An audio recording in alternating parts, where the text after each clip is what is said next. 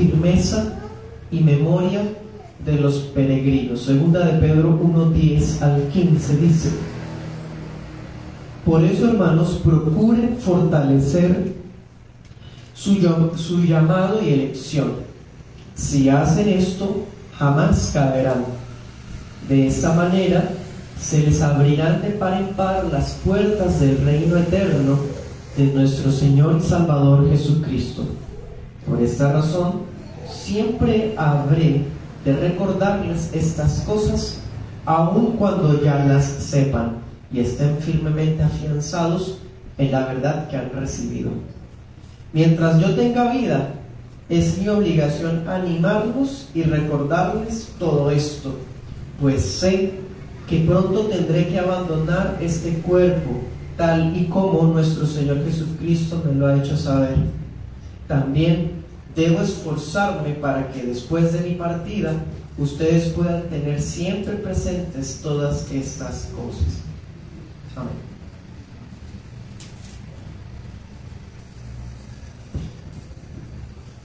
El apóstol sigue mostrando a los destinatarios la urgencia de su corazón porque ellos permanezcan alertas y perseverando en la piedad del Evangelio. ¿Sí? Ahí cuando dice que en el versículo 10 procuren hacer firme, y luego el 10 cuando dice haciendo estas cosas, está refiriéndose a lo que hemos estado viendo: añadirle a la fe conocimiento, ¿se acuerdan? Piedad, virtud, dominio propio. O sea, la línea de pensamiento es la misma, ha seguido igual, solo que nosotros, como estudiamos verso a verso, tratamos de profundizar en cada detalle, y eso nos lleva tiempo. Entonces, aclararles que la línea de pensamiento no ha terminado, sigue estando dentro del mismo tema, ¿sí? Y en esta porción él se encarga de demostrar que sigue hablando de lo mismo. Vamos a estar viendo esa enseñanza en dos partes. La primera, versículos 10 y 11, la responsabilidad individual del cristiano. Y la segunda parte, versículos del 12 al 15, el papel del pastorado en la santificación del creyente. ¿Listos? Leamos nuevamente el versículo 10. Dice: por lo cual, hermanos, tanto más procuren hacer firme su vocación y elección, porque haciendo estas cosas no caerá jamás. Hemos estado viendo que Dios ya ha provisto todo lo que nosotros necesitamos para crecer en la piedad, ¿sí? Tenemos a nuestro alcance las virtudes que provienen de la gracia que nos salvó. Entonces, hemos estado diciendo que Dios no solamente nos regaló la fe, sino que de Él también podemos tomar todo lo demás: el dominio propio, la virtud, ¿sí?, el conocimiento, y en fin, de Él proviene tanto la salvación como la continuación de esa salvación, esa perseverancia. Y conste, el versículo 10 está hablando de esto a los hermanos. O sea, aparte de que esto está siendo dicho a creyentes, alguien que no tiene salvación, no tiene la fe salvadora, esto no es capaz de hacerlo, ¿sí? Los hermanos son los que tienen a su alcance la gracia. Ellos, los hermanos, entonces son los que pueden procurar, son los que tienen el deber de procurar asirse, tomar estas cosas. ¿Para qué? Dice, para hacer firme el llamado y la elección. En otras palabras, demostrar que son escogidos. ¿Sí? Claro, hoy con el despertar de las doctrinas de la gracia, esas doctrinas que por lo largo de los siglos siempre son polémicas y siempre son objetadas por tantos sectores, enseñan de la importancia, por ejemplo, del decreto, de la predestinación y demás temas que para muchos les molesta, pero que es necesario hablarlos. Pues bien, cada vez que se desempolvan estas verdades acerca de la elección, tenemos que tener cuidado de una falsa seguridad.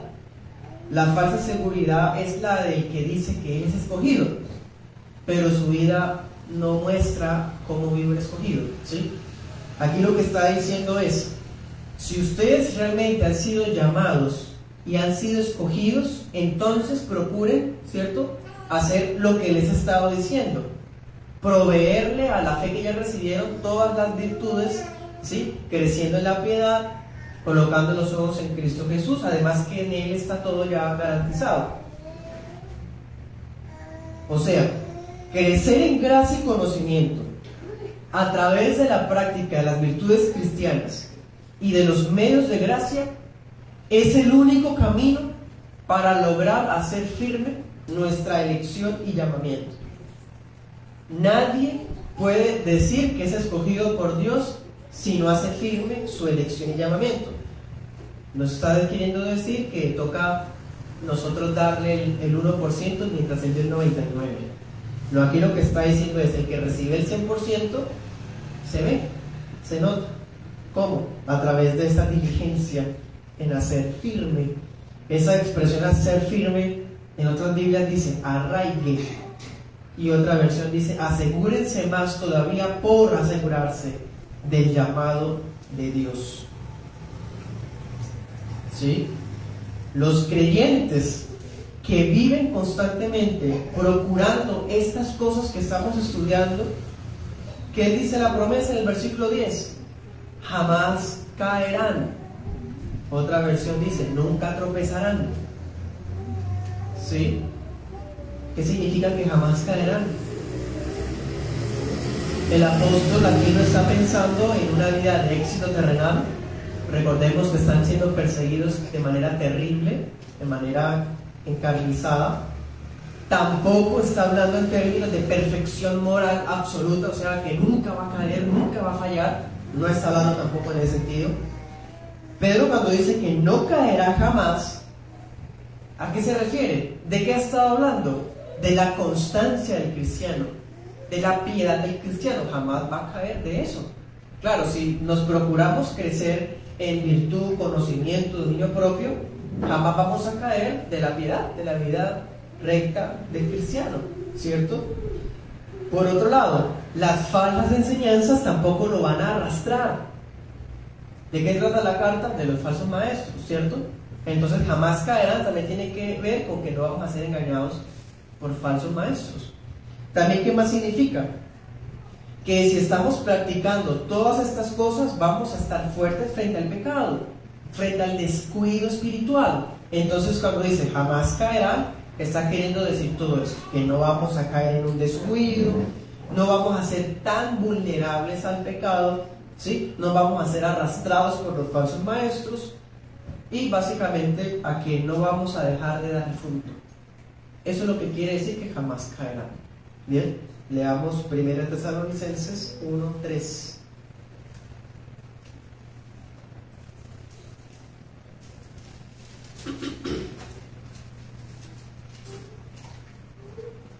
Aquí tenemos el caso de una iglesia, de unos miembros que también habían sido llamados y escogidos, como usted y como yo. 1:3 dice, les dice Pablo a ellos: constantemente los recordamos delante de nuestro Dios y Padre por sus actos de fe. Los hermanos mostraban su fe, ¿sí? Dice, por su trabajo, o sea, el servicio. ¿Qué más dice? Que es fruto de su amor y por su sufrida esperanza en nuestro Señor Jesucristo. Claro, hermanos, los tesalonicenses también vivieron persecuciones duras. Esto está en el libro de Hechos de los Apóstoles. Versículo 4. Hermanos amados de Dios, sabemos que Él los ha escogido. ¿Sí? Dense cuenta que aquí también vemos los dos eventos, ¿no? El llamado y la elección. Pero ambos eventos se ven confirmados, corroborados por los actos de fe, por el servicio, por el amor, por la constancia a pesar de la persecución. ¿Sí? Es lo mismo que está hablando el apóstol Pedro. Bien, volvamos al texto de Pedro.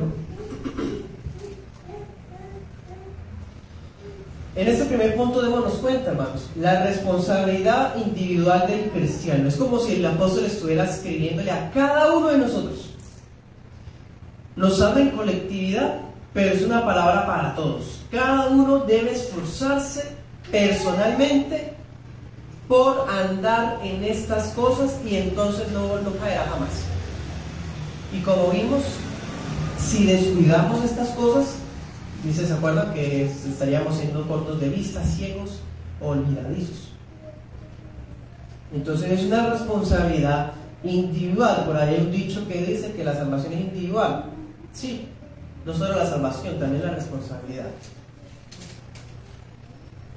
Bueno,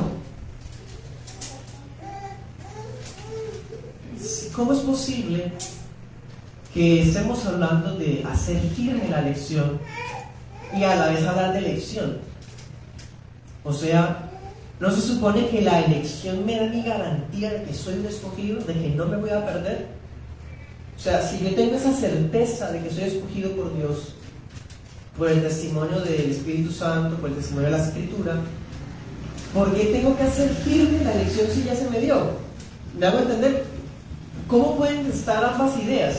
Hermano, es buena la pregunta y es importante que se la haya hecho para que entienda bien el pasaje. El apóstol está enseñando una doctrina que también es demasiado descuidada: la doctrina de la seguridad de la salvación.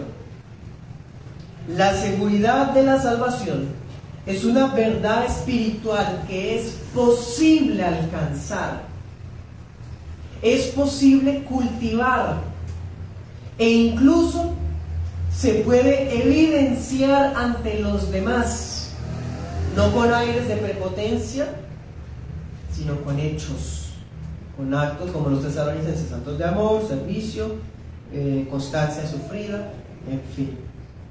Entonces dense cuenta, sí, somos escogidos por Dios y eso es una certeza, pero hago firme la elección en el sentido de que confirmo que eso es más que una simple afirmación, como una especie de idea subjetiva, que sí, yo soy un escogido. No, es más que eso, es verdad. Así que la seguridad de la salvación es lo que está detrás de lo que está enseñando aquí el apóstol. Los cristianos pueden crecer en gracia y conocimiento, y entre más crezcamos en gracia y conocimiento, más seguros de la salvación vamos a estar. Y no porque crecer en gracia y conocimiento nos dé salvación, porque ya la hayamos recibido, pero yo estaré más seguro de mi salvación porque estoy creciendo, ¿sí? Ese es el derecho de las cosas. El creyente más consciente de su propia seguridad en Cristo es el más feliz. Y el creyente que está seguro de quién es en Cristo es el más resuelto a obedecer la voluntad de Dios revelada. Voy a citar a Sproul, abro comillas. La seguridad del llamado de Dios procede de la evidencia de la influencia del Espíritu Santo en su vida al producir buenas obras, en conjunto con el testimonio interno del Espíritu Santo en su corazón. Cierro comillas. En otras palabras, se evidencia que mi seguridad de salvación es más que una vanidad. No es una vanidad, es una verdad, porque mi vida lo demuestra, que soy un escogido de Dios, vivo como tal, santo. No solamente hay un testimonio en mi corazón, conforme a lo que he visto en las promesas de Dios, conforme en lo que el Espíritu Santo me da seguridad a mí mismo, sino también lo puedo ver externamente en las obras que Él me permite hacer, en la vida que me permite llevar. ¿Me hago entender? Entonces, no es la intención de Pedro insinuar que sembrar las virtudes cristianas es la manera de ganarse el llamado. Porque aquí dice, tanto más procuren hacer firme el llamado. O sea, el llamado ya lo tenían. Las virtudes no se la ganaron, no, mejor dicho, las virtudes no fue el medio para ganarse el llamado de Dios. Por decir algo, es que yo era buena persona antes de ser cristiano. Entonces, como Dios vio que yo era bueno, yo hacía buenas cosas, que yo fui buen esposo, buen padre, entonces por eso Dios me llamó. No, no es así, porque estaría dejando a la merced de usted mismo, de su propia mérito, de su propia obra, los logros, la gracia de Dios que es antes que todo lo demás. No puede ser así. Las virtudes cristianas no es el medio para ganarnos el llamado o para ganarnos la elección divina. O sea, Dios me escogió porque vio que yo sí era buen cristiano. Para nada, de ninguna manera. Eso es un insulto realmente. Al contrario, la enseñanza de Pedro, ¿qué es? Que la manera de confirmar que usted ha recibido el llamamiento eficaz en su vida, que usted ha recibido la elección incondicional en su vida de parte de Dios, es que siembra las virtudes cristianas en su propia vida. En cambio, el que se caracteriza por la ausencia de fruto, el descuido de los medios de gracia y el conformismo en su preparación doctrinal, ¿ustedes qué piensan? ¿Será alguien seguro de su salvación? No, por obvias razones.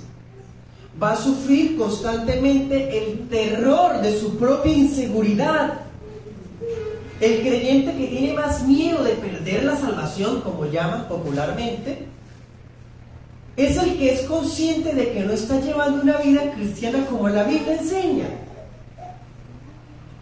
A pesar de que la Biblia le da promesas de que su salvación es eterna, él siente que la de él no es eterna porque vive una vida cristiana mediocre, básicamente. ¿Sí? Esta persona se caracterizará por su constante recaída en el pecado, su constante recaída en el error. ¿Por qué? Porque no siembra las virtudes cristianas, está descuidado, corto de vista, ciego, habiendo olvidado la purificación de sus pecados, como había dicho antes. ¿Cuántas dudas, incertidumbre, miedo inundan el corazón del cristiano que es poco piadoso?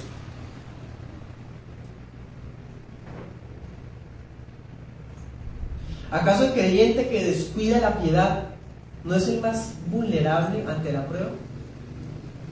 ¿No es ese el más débil frente a la tentación? Claro que sí. Pero ojo, esa condición espiritual en la que está esa persona no se le puede atribuir a aquel que con tanta generosidad y fidelidad ha garantizado todas las bendiciones celestiales. Como hemos estado diciendo, Dios nos las dio y las tiene ahí, al alcance de clamar por ellas, orar por ellas y practicar los medios de gracia. Están ahí a nuestro alcance. Entonces, si un cristiano está en esa situación de enfriamiento espiritual, es su propia responsabilidad. Cada cristiano es responsable de su propio crecimiento en la piedad. Toda falta de prosperidad espiritual es culpa de la propia negligencia, porque no se ha procurado hacer firme su elección y llamamiento. Lo está descuidando, no tiene interés, no le añade virtud, conocimiento, dominio propio, no. Vamos a Lucas 12:43.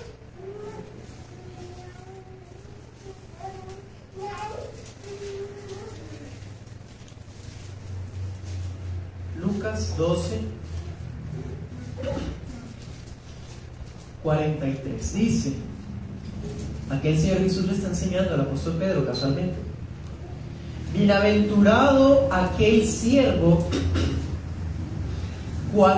al cual cuando su Señor venga le halle haciendo así. O sea, se está refiriendo a ser fiel en lo que se le delegó como mayordomo, dice el verso anterior. En verdad les digo que le pondrá sobre todos sus bienes. Volvamos al texto.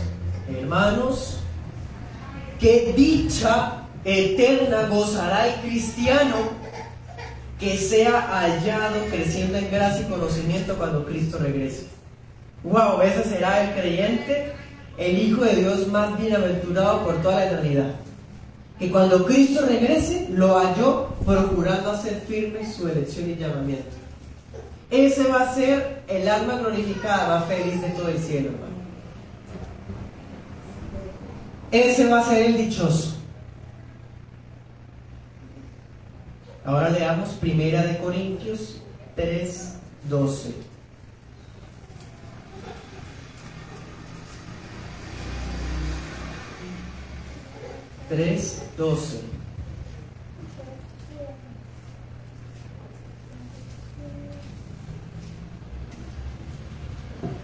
Dice: y si sobre el fundamento de Jesucristo alguno edifica oro, plata, piedras preciosas, madera, heno, hojarasca, la obra de cada uno se hará manifiesta, porque el día la declarará, pues por el fuego será revelada, y la obra de cada uno, sea cual sea, el fuego la probará. Si permanece la obra de alguno que sobreedificó, recibirá recompensa. Si la obra de alguno se quema, él sufrirá pérdida. Si bien él mismo será salvo, aunque así como por fuego. Amén. Roma usa esos versículos para hablar del purgatorio. En los versículos no están hablando de esa figura que ni siquiera existe. Este pasaje está hablando de los términos que estamos enseñando esta mañana. Aquí está diciendo: los hijos de Dios están los que sobre el fundamento de la fe construyen con piedras preciosas. ¿Qué? Virtud, conocimiento, dominio propio. Lo que Pedro enseña. Esos hijos de Dios que sembraron sobre el fundamento que ya se ha puesto, que es la fe en Jesucristo, ¿qué van a recibir? Recompensa. Van a recibir recompensa porque fueron piadosos. ¿Sí? En cambio, los hijos de Dios, porque ojo, los dos son salvos. El otro es salvo, el que fue descuidado. Pero no va a tener recompensa porque le está sumando al fundamento ¿qué? Hojas, palos y hojarascas, hojas de esas que están marchitas en el suelo, imagínense. Le coloca al fundamento negligencia, pereza. Le coloca al fundamento excusas. Puede ser salvo, sí, pero como por fuego, como diríamos en Colombia, pasó raspando. ¿Sí? Pero es un hijo de Dios, solo que va a ser alguien cuya vida cristiana se va a caracterizar por la caída constante, por el miedo, la inseguridad, la incertidumbre. No tiene seguridad de salvación, pues claro, antes que el Señor lo sostiene, hermano. Ahora, esto no es una invitación a que, bueno, entonces somos algo de todas formas, pues, hermano, no se descuide, porque descuidarse va a mostrar más bien, ¿qué decía Pedro en el texto de nosotros? Que es ciego, que se olvidó de los pecados que habían sido purificados y puede fácilmente ser arrastrado por el mundo. Volvamos al texto. Algunos hijos de Dios pasarán como por fuego. Aquellos peregrinos elegidos que no cayeron en el ocio y la improductividad, ¿qué harán cuando Cristo vuelva? Ese día que nos encontremos con Él en las nubes. Si hemos andado en piedad, si Él nos ha santificado y estamos en paz en la conciencia y está Cristo enfrente de nosotros, ¿qué vamos a hacer? Vamos a correr, hermano. A correr con ahínco hacia Él. Eso vamos a hacer. ¿Cómo va a ser el creyente descuidado? Quizás con la cabeza agachada, llorando por la gracia que recibió, que aún así lo tuvo, pero no va a tener la misma dicha, ¿no me hago entender? Eso es lo que Pedro quiere que nosotros cultivemos. Leamos el texto de Pedro otra vez, versículo 11, y aquí se conecta con lo de Corintios. Dice: de esta manera les será otorgada ¿A quiénes? A los que procuraron hacer firme su elección y llamamiento, ¿qué? Amplia y generosa entrada en el reino eterno de nuestro Señor Jesucristo, Señor y Salvador Jesucristo. En otras palabras, pompa, gritos de alegría, victoria y recompensas habrá para estos piadosos. Entrada amplia y generosa, fiesta para ellos. ¿Ven?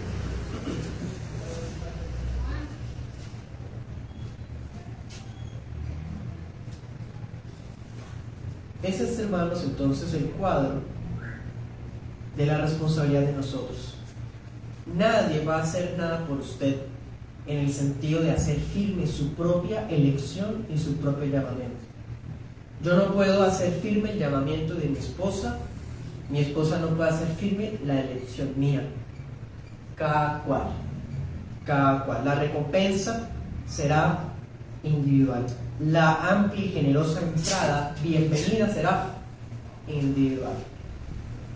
Bien, ese día, ninguna prueba que hayamos pasado acá, ningún sufrimiento,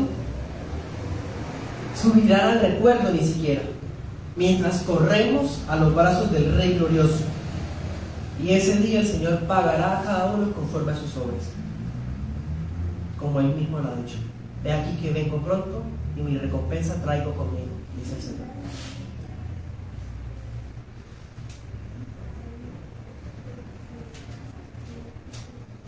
Yo quiero, Señor, que Él me halle fiel. Será la garantía de un gozo eterno, perpetuo.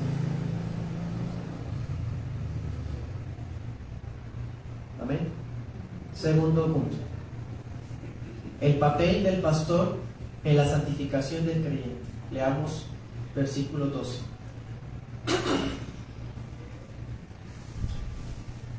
Por esto, yo no dejaré de recordarles siempre estas cosas. Todo lo que hemos estado estudiando estas semanas. Aunque ustedes las sepan y estén confirmados en la verdad presente. Miren esto, hermanos. Hay dos cosas que uno nota en este solo versículo.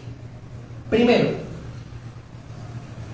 Pedro es un pastor que tiene una iglesia que se dispersó. Acuérdense, están expatriados, están dispersados. Y él se siente apremiado por hacer lo que esté a su alcance para que sus ovejas tengan en cuenta todas estas cosas. Por un lado vemos una tierna preocupación de un pastor. Pero por otro lado, ¿qué vemos? Un pastor que puede dar testimonio de sus ovejas. Porque ¿qué está diciendo? Yo ya sé que ustedes saben todo esto. Yo ya sé que ustedes han vivido todo esto. Porque la verdad ha sido confirmada en ustedes. Pero ahora sí quiero recordárselo otra vez. ¿Se da cuenta? Eso es lo que está diciendo acá Pedro. Y sí, desde que estamos estudiando primera de Pedro, nos hemos dado cuenta de que los destinatarios originales eran hermanos muy diligentes.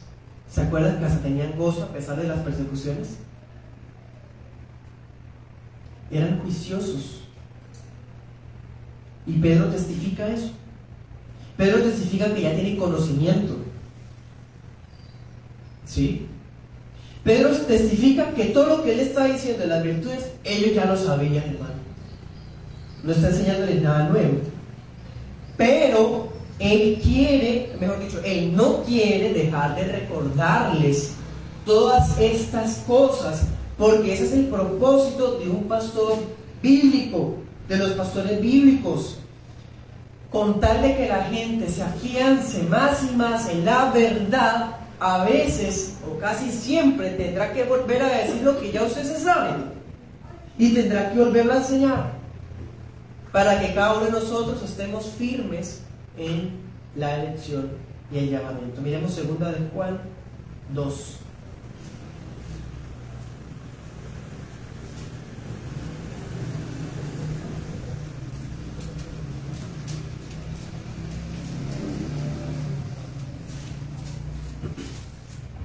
Dice, a causa de la verdad que permanece en nosotros y que estará para siempre con nosotros.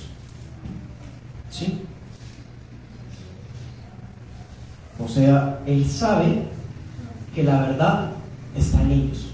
O sea, el que ha sido escogido por Dios, nadie puede robarle la salvación y la verdad, porque habita y permanece en nosotros. ¿Cierto? Abro un paréntesis. Es muy curioso, a propósito de que estamos estudiando y profundizando Pedro, en el Nuevo Testamento, cada vez que un apóstol, dése cuenta, que un apóstol habla en términos de recordarles a los que les escriben ciertas verdades, siempre en el contexto están los falsos maestros. Porque esta carta está diciendo, no me cansaré de recordarles estas cosas, pero ya sabemos cuál era su temor más pronunciado, era el miedo porque fueran engañados por los falsos maestros. Bueno, usted mire Gálatas 3:1 en adelante, va a darse cuenta lo mismo. Pablo le recuerda a los Gálatas, y más abajo usted mira, falsos maestros tratando de engañar a los Gálatas. Anote Filipenses 3:1 en adelante y lea todo el capítulo, va a ver lo mismo. Pablo quiere recordarles a los filipenses tales cosas, y abajo dice que habían falsos maestros. Luego, primera de Juan 2:20 en adelante, lo mismo otra vez. El apóstol Juan dice, ustedes ya saben estas cosas, pero yo se las digo para que no los engañen los mentirosos. ¿Sí? Eso es muy curioso y muy interesante. En cambio, ¿qué vimos acerca del creyente descuidado? El creyente descuidado de la semana pasada, que estuvimos estudiando la semana pasada, que se había olvidado, ¿se acuerdan? De sus pecados borrados, sus pecados purificados. O sea, si estamos siendo recordados en la palabra constantemente, vamos a estar más fuertes frente al engaño. El creyente olvidadizo es el fácilmente arrastrado por cualquier corriente. ¿Se dan cuenta? Cierro el paréntesis. Sigamos con Pedro, verso 13.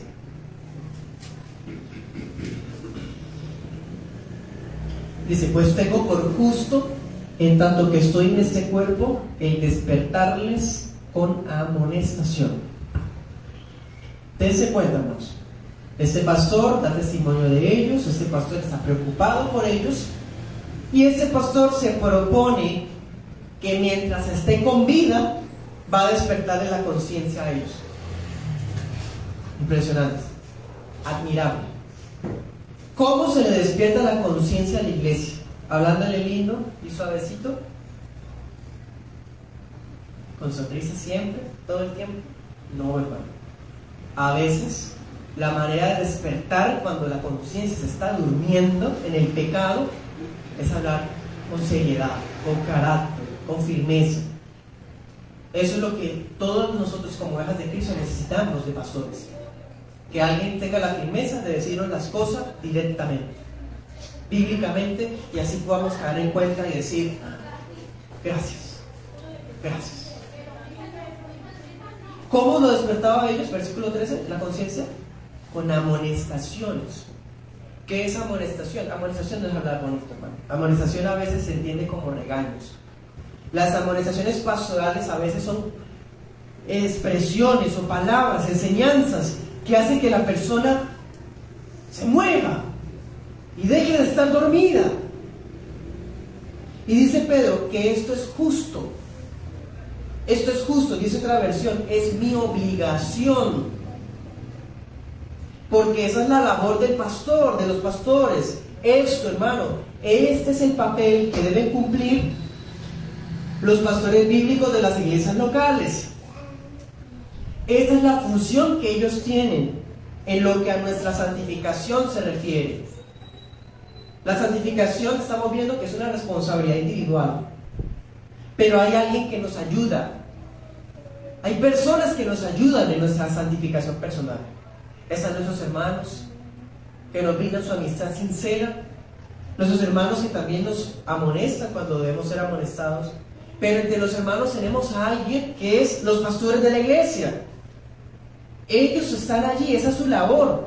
No es una labor de domingo. Ni tampoco el pastorado se reduce a la preparación y exposición de conferencias. El pastorado es más que eso. El pastorado es esto: despertarle la conciencia al cristiano que está dormido, amonestar al cristiano que está perezoso, que se está volviendo ciego, que se está volviendo olvidadizo, que está pecando, hermano. Eso es ser pastor.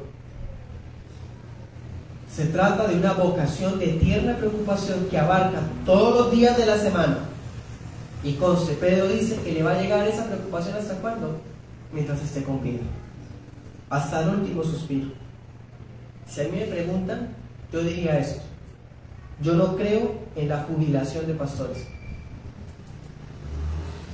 Yo no creo en pastores pensionados. Yo personalmente veo que el ministerio pastoral es algo para toda la vida, hermano.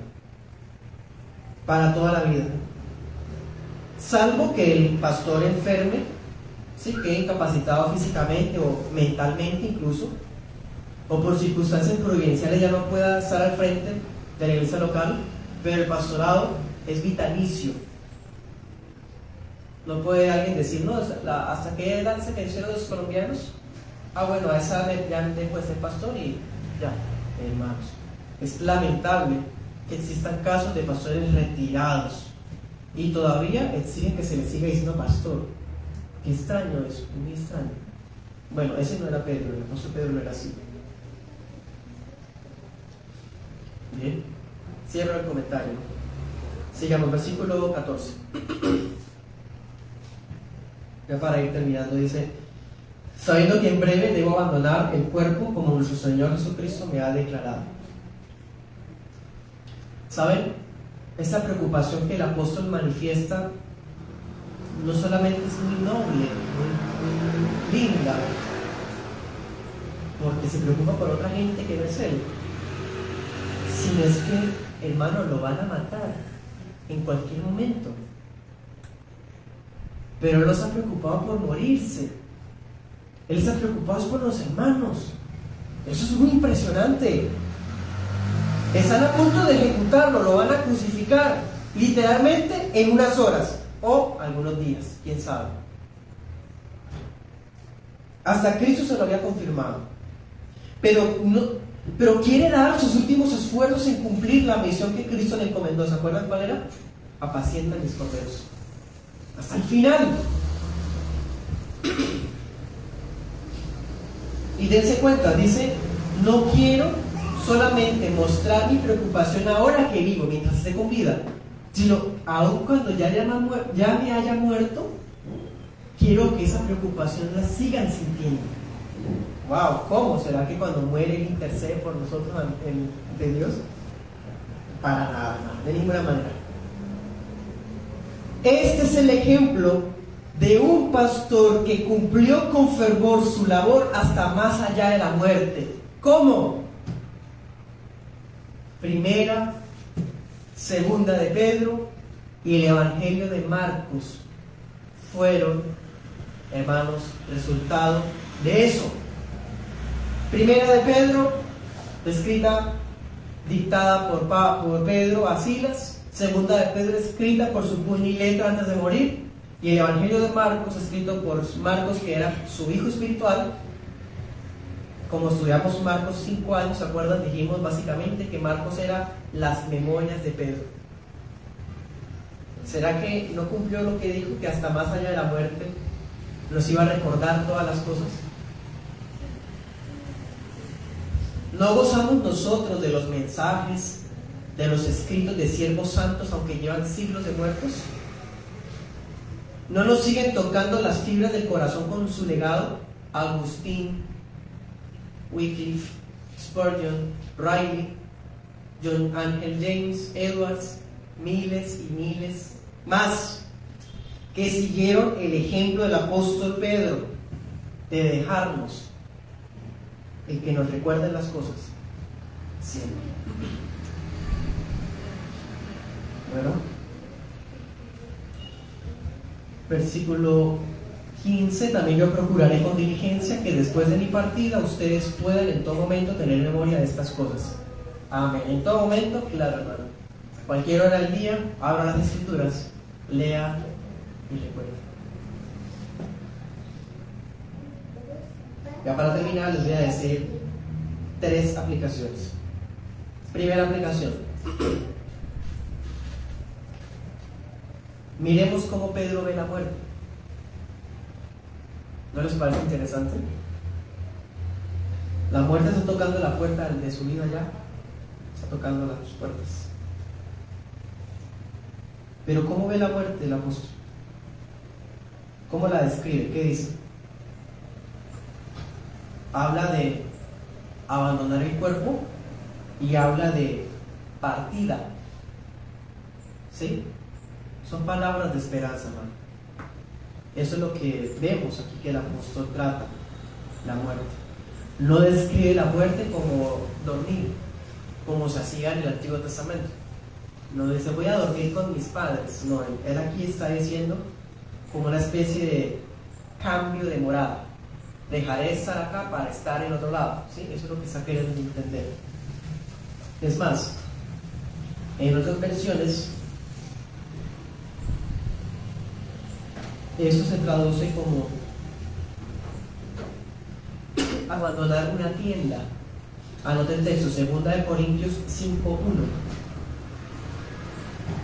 Y como una especie de partida, o sea, de salir, irse de un lado a otro. 2 Timoteo 4:6.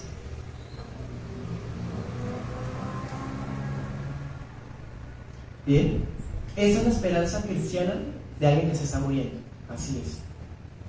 No es el terror mordaz de alguien que falló en su vida cristiana y que hasta tiene inseguridad de su salvación. No.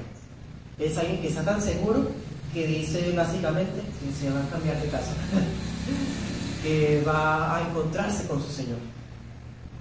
Y recuerdo las palabras de Filipenses 1:21 al 24. ¿Se acuerdan? Para mí vivir es Cristo, el morir es ganancia.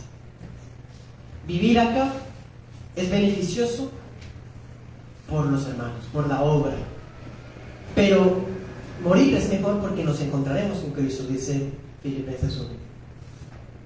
Eso es lo que está expresando aquí también el apóstol.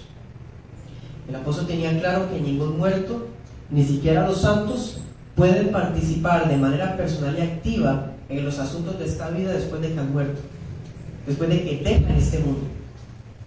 ¿Sí? Por eso hizo todo su esfuerzo para, antes de morir, hacer lo posible para que ellos no olvidaran las cosas, porque ya después de muerto no tendría manera de hacer nada más. ¿Sí? Y a la vez nos implica que apenas él muriera, ya no iba a estar participando en este mundo, pero estaría delante de aquel que es su Señor. Eso es la muerte. Segunda aplicación.